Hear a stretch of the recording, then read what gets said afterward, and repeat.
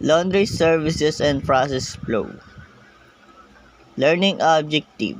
Students are expected to be familiar with the housekeeping laundry service. Students will be able to understand the process flow of the laundry services. Students will be able to determine the importance of rules and regulations in the housekeeping department. Introduction. Linen is expensive to replace and it is well maintained. Correctly laundries are properly stored. Its life can be extended. Soiled work or creased linen leaves a bad impression of the cleaning standard in the hotel. Linen may be cleaned either or out of the hotel premises. Staff of Linen's room. First is the supervisor, monitoring the process in linen rooms. Second is the laundry attendant, washing, drying, and folding clothes and linen. Third is the linen attendant, to issue the linen. Fourth is the uniform attendant, take care of uniform. Last is the seamstress, ironing and stretching the linen. Linen room organization. There are two types of linen rooms. First is the centralized linen room. Linen from all floors are collected and stored in one central area or main linen rooms. The second one is the centralized linen rooms. Each floor maintains its own par stock of linen in floor pantries. Floor supervisors are responsible for maintaining the par level. Activity in the linen room. The following activities are carried out in the linen room. First is the collecting of soiled linen. Second is the counting and sorting of soiled linen. Fourth is the packing of soiled linen for the laundry. Fourth is the dispatch of soiled linen to the laundry. Fifth is the receipt of fresh linen from the laundry. Six is the checking or sorting of fresh linen. 7 is the storage of fresh linen. 8 is the distribution of fresh linen. 9 is the stocking for linen and maintenance the records. 10 is the stitching and repairing all linen and uniform.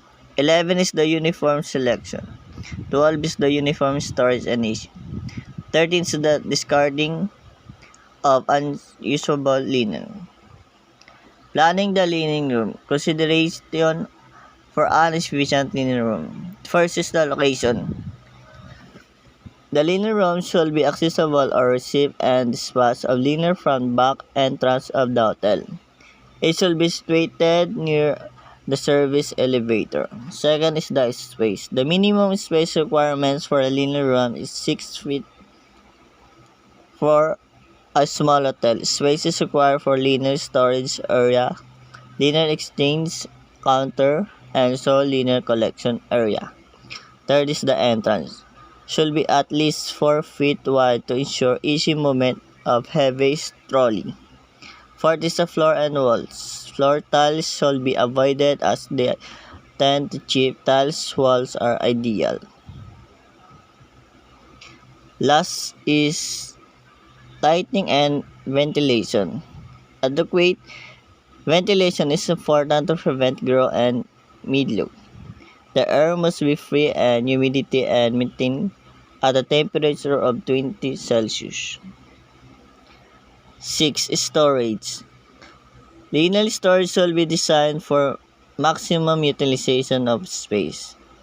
7. Soiled linen area should be close to the entrance and must be large enough to accommodate all of soiled linen.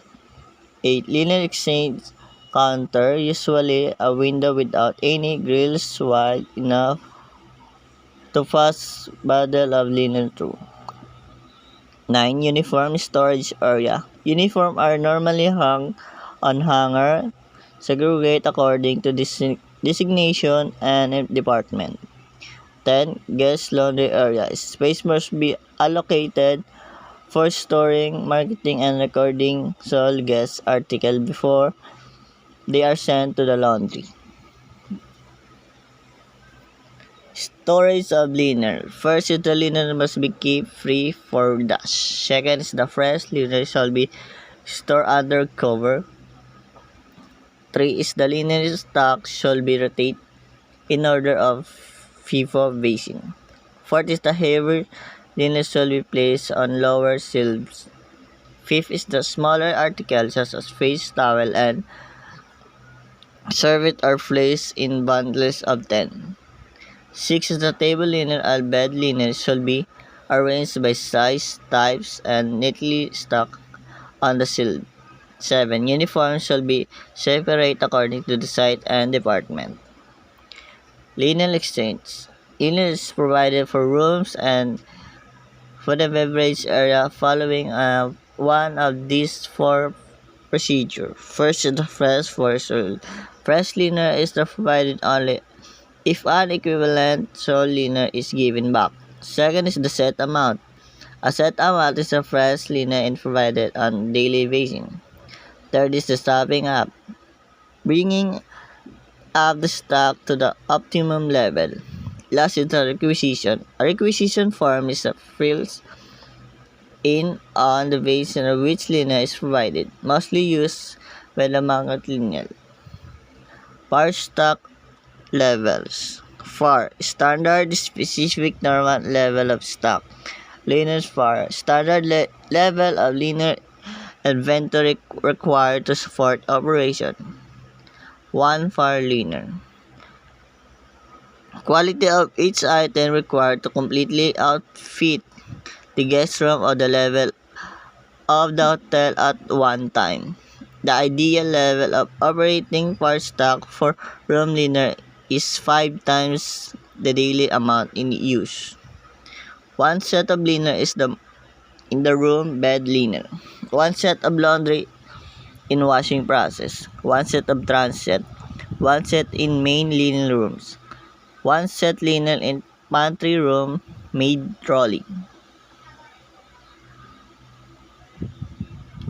FAR stock level. Problem related to part stock. First is the overstocking or too many circulation may result in spills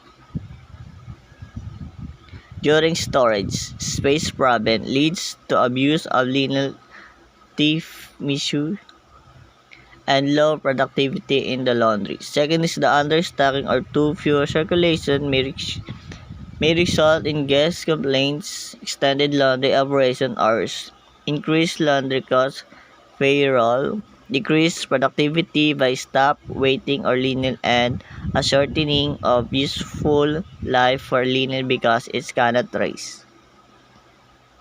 Laundry operation. The laundry can be defined as a place where the washing and finishing of clothes and another washable article are carried out. Types of laundry. We have 2 types of laundry operation. First is the one premises laundry or OPL, and the second one is the contract out laundry or COL. First is the laundry premises laundry. Located in the hotel premises, owned by the hotel, the laundry department staff is employed by the hotel. The advantage and disadvantage of OPL. Advantage: complete quality control. Linen lasts longer than COL. No delivery, transportation problem, and lastly, capital asset. For the disadvantage naman, need a lot of space, very costly to starting up, machine and expensive. High running costs, pay for utilities and employees' salary. Last is the require technical expert to handle washing machine and 3 others. Types of laundry. The second one is the contract of laundries or COL. Located out of the hotel premises. Not owned by the hotel. The laundry department staff is not employed by the hotel. Lastly is the must sign contract between hotel and the outside company. The advantage and advantage of COL is advantage. First is space does not have be found. Second is the more economical. Third is save labor costs. Fourth is the no capital outlay. Lastly, and little technical expertise required. For the disadvantage naman, less control over standard, delivery and collection problem, expensive, and lastly, need a good system with stock control, difficult to manage the stock power level. Factors to be considered for planning OPL.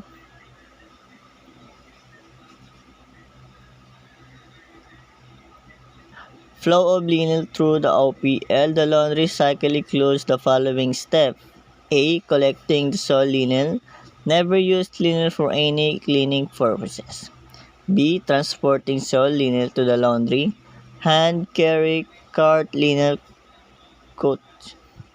C is the sorting. By the degree of soiling, lightly, moderately, and heavily soiled, and by the types of linen, fibers, waves, color, and categories. Importance for the right temperature and formulas.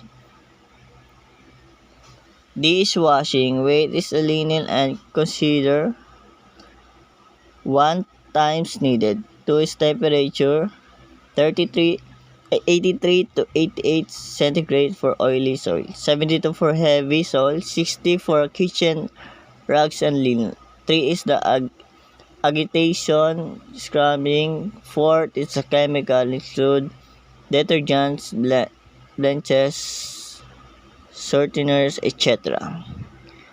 Wash cycles include the following steps. First, this is a flush, 1.5 to 3 minutes. Second is the break, 4 to 10 minutes, optional. Third is the switch, 5 to 8 minutes. Last, number 4 is carry over soothe or intermediate rinse. Fifth is blends, 5 to 8 minutes. 6 is rinse, 1.5 to 3 minutes. 7 is intermediate extract, 1.5 to 2 minutes, optional. 8 is the sure softener or starch sizing, 3 to 5 minutes. 9 is the extract, 2 to 12 minutes. Chemical. A laundry chemical needs depend on the types of linen it used and the soiling condition encountered. Commercial OPL use more alkali to enhance the detergent cleaning power. Major chemical used in the laundry: first, water; second, detergent; third is a fabric, optical;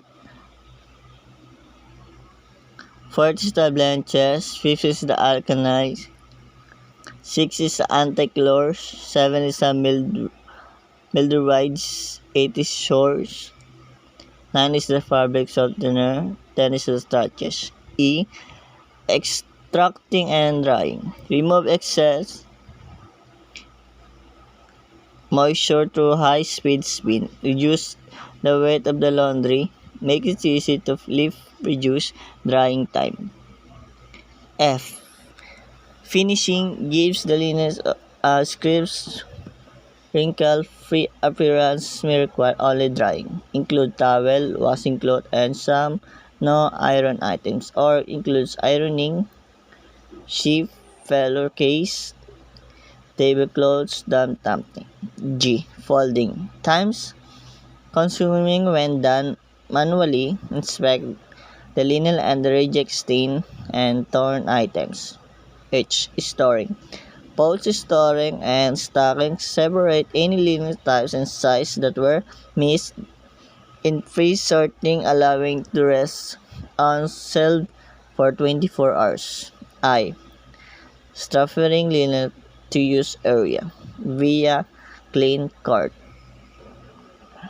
Common laundry problem: A is the graying, B is the yellowing, C is greasy or oily stain, D is color fading, E is screeing. Basic laundry equipment: first is the washing machine, second is the drying machine, third is the steam cabinet and trowels. 4th is the flat worms, ironers, and pressing machine. 5th is the folding machine. 6th is the holding equipment. Thank you.